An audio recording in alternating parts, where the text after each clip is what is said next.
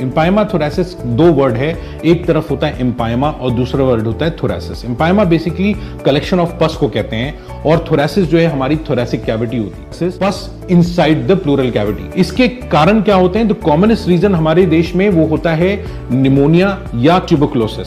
ना ट्रीटमेंट अगर हम बात करें तो स्टेज 1 इम्पाइमा में सबसे पहला काम होता है कि जो भी प्लूरल इफ्यूजन है उसको हम निकाल देते हैं सुई के माध्यम से। कुछ अनफॉर्चुनेट पेशेंट्स जो हैं वो स्टेज 2 में चले जाते हैं जहां पर पस के लोक्यूलाई बन जाते हैं। थोरेकोस्कोपिक ड्रेनेज करें अगर तो उससे बड़ा फायदा होता है। तीसरी स्टेज होती है इम्पाइमा थोरैसिस की, जहां पे मैंने आपको बताया एक थिकन्ड लेयर बन जाती है। उस सर्जरी के माध्यम से हम उस लेयर को निकाल देते हैं। इसको हम वैट्स डिकॉर्टिकेशन सर्जरी कहते हैं। सर्जरी के बाद छाती में 2 चेस्ट ट्यूब्स डालते हैं। वो चेस्ट ट्यूब्स जो है समय के साथ निकलती हैं। प्रॉब्लम आती है उस जगह पे जहां पे मरीज सर्जरी से भागना चाहते हैं। देखिए, अगर कोई लेयर बन चुकी है और लंग एक्सपैंड नहीं कर रहा है तो सर्जरी अनिवार्य हो जाती है। नमस्ते दोस्तों, मेरा नाम डॉक्टर बिलाल बिन आसिफ है। मैं एक सीनियर थोरैसिक सर्जन हूं और Medanta super speciality hospital Noida में director and head of thoracic surgery हूं। मैं एसेंशियली एक चेस्ट सर्जन हूं, यानी I operate on organs inside the chest except for the heart and major blood vessels. यानी हार्ट और हार्ट से निकलने वाली जो मेजर ब्लड वेसल्स है, धमनियां होती हैं, उनको छोड़ करके जितने भी ऑर्गन्स होते हैं उनका मैं इलाज करता हूं सर्जरी के माध्यम से। आज मैं आपसे एक बड़ी कॉमन बीमारी के बारे में बात करूंगा जिसका नाम है इम्पाइमा थोरैसिस। सुनने में बड़ा कॉम्प्लेक्स वर्ड लगता है, बट मैं बड़ी सरल भाषा में समझाऊंगा आपको कि इम्पाइमा थोरैसिस होता क्या है, इसके कारण क्या होते हैं और इसका ट्रीटमेंट कैसे किया जाता है। तो सबसे पहले जानते हैं कि इम्पाइमा थोरैसिस होता क्या है ना। इम्पाइमा थोरैसिस दो वर्ड है, एक तरफ होता है इम्पाइमा और दूसरा वर्ड होता है थोरैसिस। इम्पाइमा बेसिकली कलेक्शन ऑफ पस को कहते हैं और थोरैसिस जो है हमारी थोरैसिक कैविटी होती है। तो ऊपर वाले ने जो हमें 2 लंग्स दिए हैं उसके अराउंड एक प्लूरल स्पेस होती है जो कि बड़ी पतली सी स्पेस होती है। उस स्पेस जो है वो फॉर्म्ड होती है डबल लेयर्ड प्लूरल लेयर से। तो एक लेयर लंग्स के ऊपर होती है और एक लेयर छाती के अंदर होती है और एसेंशियली ये लुब्रिकेट करने में हमारी मदद करती है। वहां पे बड़ा मिनिमल सा फ्लूइड होता है जो नॉर्मली प्रेजेंट होता है। अगर किसी भी कारणवश यहां पे फ्लूइड का प्रोडक्शन बढ़ जाए तो उस फ्लूइड के प्रोडक्शन को जो है प्लूरल इफ्यूजन कहा जाता है और जब ये फ्लूइड इन्फेक्ट होकर के पस में कन्वर्ट हो जाता है तो उसको इम्पाइमा थोरैसिस कहते हैं। यानी इम्पाइमा थोरैसिस, पस इनसाइड द प्लूरल कैविटी। इसके कारण क्या होते हैं? तो कॉमनेस्ट रीजन हमारे देश में वो होता है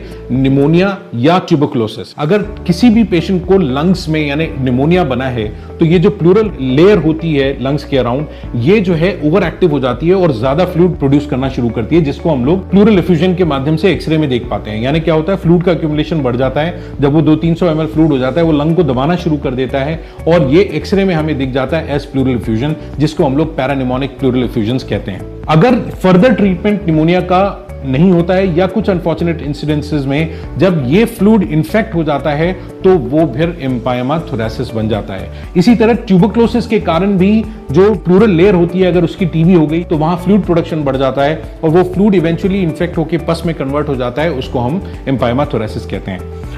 ट्रीटमेंट जानने के लिए हमें यह जानना पड़ेगा कि इम्पाइमा के कितने स्टेजेस होते हैं। मोटा मोटा अगर आप समझें तो इम्पाइमा के 3 स्टेजेस होते हैं। स्टेज 1 जहां पे वो पानी की फॉर्मेशन हुई है और सिर्फ पानी ही है, ज्यादा कोई और प्रॉब्लम नहीं है, तो वो जो है स्टेज 1 होती है। एक सिंगल कैविटी में पानी भरा हुआ होता है, उसको हम स्टेज 1 इम्पाइमा कहते हैं। स्टेज 2 इम्पाइमा में ये जो पानी था इसमें ये जमना शुरू हो जाता है, इसमें मल्टीपल पॉकेट्स बन जाते हैं और इसमें पस की डेब्री जो है बनना शुरू हो जाती है, जिसके कारण पानी को किसी भी माध्यम से निकालना यानी सुई या ट्यूब डाल के निकालते जो हम हैं वो थोड़ा मुश्किल हो जाता है और इस कंडीशन को हम लोग स्टेज 2 इम्पाइमा कहते हैं। स्टेज 3 में क्या होता है? बॉडी जो है इन्फेक्शन को कंट्रोल करना चाहती है और कंट्रोल के साथ कंटेन करना चाहती है। तो हमारा इम्यून सिस्टम जो है वो प्लूरल लेयर जो होती है लंग्स के ऊपर उसको थिकन कर देता है, यानी उसकी एक थिकनिंग हो जाती है और वो थिकनिंग जो है लंग्स को फैलने से रोक देती है, यानी लंग्स का इंट्रैपमेंट हो जाता है। तो लंग्स जब अपनी जगह पे फिक्स हो जाते हैं और सांस लेने पे फैल नहीं रहे होते हैं तो जो रिमेनिंग जगह होती है वहां पस और फ्लूइड का एक्यूमुलेशन होता रहता है। आप चाहे कितनी बार उसको पानी से निकाल लें या सुई से निकाल लें या ट्यूब के माध्यम से निकाल लें, लेकिन वो जो है चूंकि कैविटी परसिस्ट कर रही होती है वो जगह कभी नहीं भरती और वहां बार बार ये प्रॉब्लम आ रही है, जिसको हम लोग स्टेज 3 इम्पाइमा कहते हैं। ट्रीटमेंट अगर हम बात करें तो स्टेज 1 इम्पाइमा में सबसे पहला काम होता है कि जो भी प्लूरल इफ्यूजन है उसको हम निकाल देते हैं सुई के माध्यम से। कोशिश ये करते हैं कि मैक्सिमम पानी पानी जो है वो निकल जाए। उस पानी को जांच के लिए भेजते हैं और उस जांच के बेसिस पे हम ये डिसाइड करते हैं कि पेशेंट को टीबी है या नहीं। अगर टीबी नहीं लगती है तो उसको ट्रीटमेंट दिया जाता है निमोनिया का, और निमोनिया का ट्रीटमेंट जब कंप्लीट हो जाता है तो उसको हम सीरियल एक्सरे से फॉलो करते रहते हैं कि कहीं प्लूरल इफ्यूजन दोबारा तो डेवलप नहीं हुआ। तो ये हुआ स्टेज 1 पैरा निमोनिक इफ्यूजन। अगर यही इफ्यूजन जो है ट्यूबरक्लोसिस के कारण, यानी जो हमने पानी निकाला उसका टेस्ट कराया और उसमें ट्यूबरक्लोसिस के लक्षण दिखते हैं, तो उस पानी को हम लोग पूरी तरह ड्रेन करते हैं।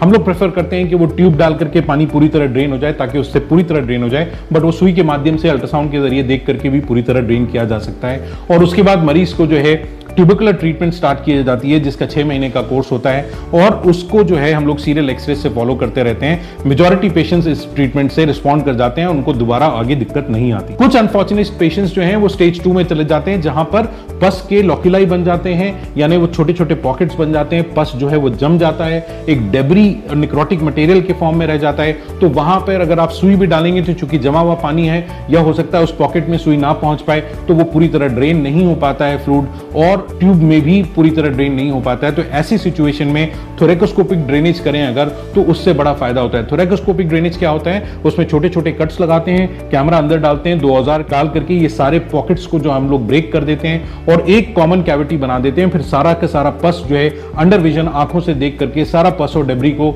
जो निक्रोटिक मटेरियल है, जो गंदा मटेरियल है, उसको सबको निकाल देते हैं, और उसको लंग्स को एक्सपैंड होने की पूरी चांस मिल जाता है। और फिर हम वहां पे छाती में ट्यूब डाल करके मरीज को सर्जरी से बाहर ले आते हैं, फर्दर ट्रीटमेंट कंटिन्यू करते हैं। समय के साथ वो ट्यूब जो है हफ्ते भर के अंदर निकल जाती है और मरीज अपनी नॉर्मल जिंदगी में जाता है। जानने की बात जरूरी है कि इससे टीबी का ट्रीटमेंट कंप्लीट नहीं होता। टीबी का ट्रीटमेंट हमें ओरल दवाओं के मामले के जरिए 6 से 9 महीने का पूरा कोर्स कंप्लीट करना जरूरी होता है। तीसरी स्टेज होती है एम्पाइमा थोरैसिस की, जहां पे मैंने आपको बताया एक थिकन्ड लेयर बन जाती है। आप उसको ऐसे समझें कि ऑरेंज के ऊपर एक छिलका जो होता है ऑरेंज का, वो लेयर हो जाती है। तो उसी तरह से लंग के ऊपर एक लेयर जम जाती है और लंग को वो फैलने नहीं दे रही होती है। तो उस सर्जरी के माध्यम से हम उस लेयर को निकाल देते हैं। इसको हम वैक्स डिकॉर्टिकेशन सर्जरी कहते हैं। डिकॉर्टिकेशन का मतलब लंग्स के ऊपर की जो लेयर है उसको हम पूरी की पूरी तरह से निकाल देते हैं, ताकि लंग्स जो है चारों तरफ से फ्री हो जाए और अपनी पूरी कैपेसिटी पे एक्सपैंड करके छाती की पूरी कैविटी को पूरी तरह से कवर कर ले। ये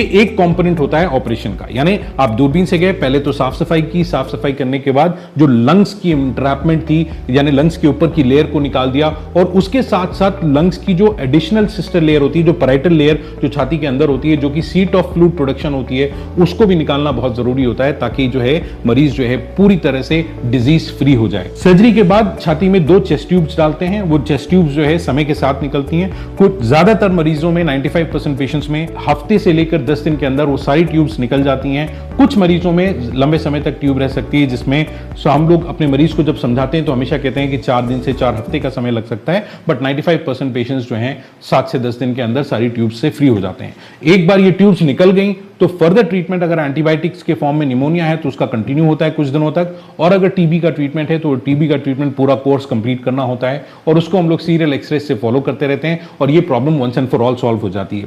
प्रॉब्लम आती है उस जगह पे जहां पे मरीज सर्जरी से भागना चाहते हैं। देखिए, अगर कोई लेयर बन चुकी है और लंग एक्सपैंड नहीं कर रहा है तो सर्जरी अनिवार्य हो जाती है, और देर करने से वो लेयर जो है मोर थिक हो जाती है, वो ज्यादा सख्त और हार्ड हो जाती है, तो फिर दूरबीन की सर्जरी भी करना थोड़ा हमारे लिए मुश्किल हो जाता है। इसीलिए सही समय पे एम्पाइमा थोरैसिस के लिए डॉक्टर्स की सलाह लेना बहुत जरूरी है। अगर आपको या आपके किसी परिवार वाले या दोस्तों को ये प्रॉब्लम है तो प्लीज कंसल्ट करें और इस वैक्स डिकॉर्टिकेशन के बारे में अपने डॉक्टर से जरूर पूछें।